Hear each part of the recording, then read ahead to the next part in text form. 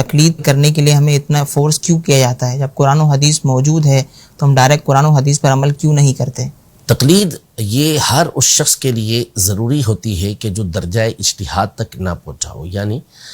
جس کے اندر وہ صلاحیت کے پورے قرآن و حدیث کے ذخیرے پر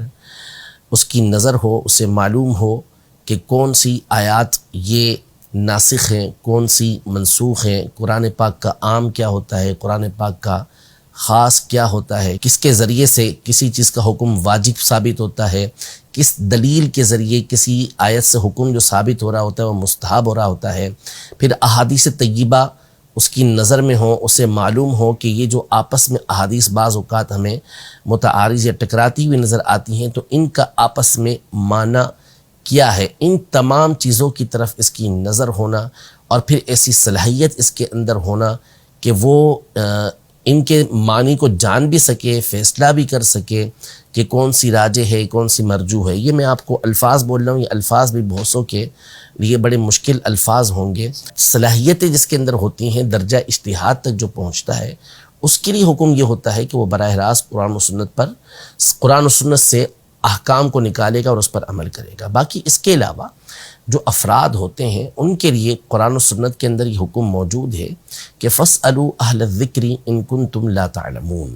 کہ اگر تمہیں معلوم نہیں تو تم علم والوں سے سوال کرو۔ اور ظاہر ہے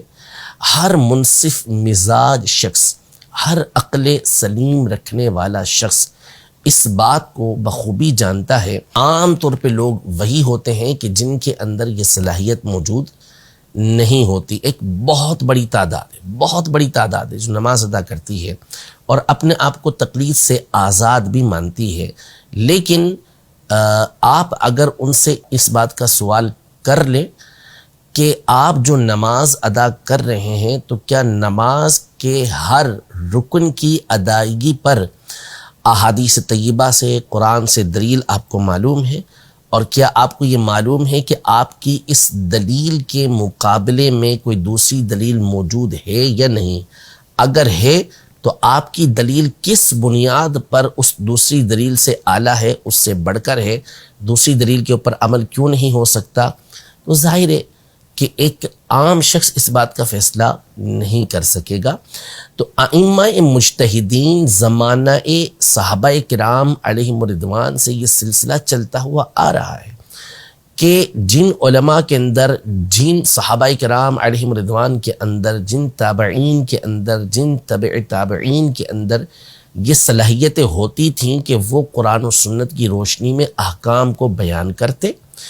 اصول اور ضوابط ان کے پیش نظر ہوتے، ان اصول کی روشنی کے اندر وہ آگے مسائل کو لوگوں کے سامنے نکال کے بیان کرتے، اور پھر وہ لوگ ان کی پیروی کیا کرتے تھے، ان کی تقلید کیا کرتے تھے۔ تو